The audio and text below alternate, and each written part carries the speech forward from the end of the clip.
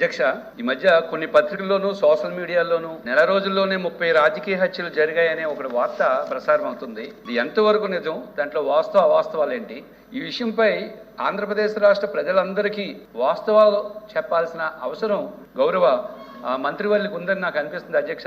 నేనేమంటానంటే అధ్యక్ష, చాలా క్లియర్ గా 36 హత్యలు అని చెప్తున్నారు కదా. గవర్నర్ గారికి మీరు 31 రాశారనుకోండి, పోనీ 31 దాని మీద మేము ఆగుతాం. ఆ 31 మంది ఎవరున్నారు, ఏ ప్లేస్ లో ఎవరు చంపారు, పోనీ ఎవరు చచ్చిపోయారో మీ నాయకులు ఒకసారి మాకు లిస్ట్ ఇవ్వండి. అవి రాజకీయ హత్యలని మాట్లాడుతున్నారు కదా, ఆ లిస్ట్ ఇవ్వండి, మేము దాని మీద చర్యలు తీసుకుంటామని చెప్పి స్ట్రైట్ అవే హోమ్ డిపార్ట్మెంట్ తరపున నేను అక్కడ చంద్రబాబు నాయుడు గారు గవర్నమెంట్ తరపున మేమందరం సిద్ధంగా ఉన్నామంటే ఈ రోజుకి ఎందుకు అధ్యక్ష నేమ్స్ ఇవ్వలేకపోతే ఎక్కడ దాడులు జరిగినాయని చెప్తే ఎందుకు అధ్యక్ష? దాడులు జరిగిన ప్లేస్ చెప్పనండి.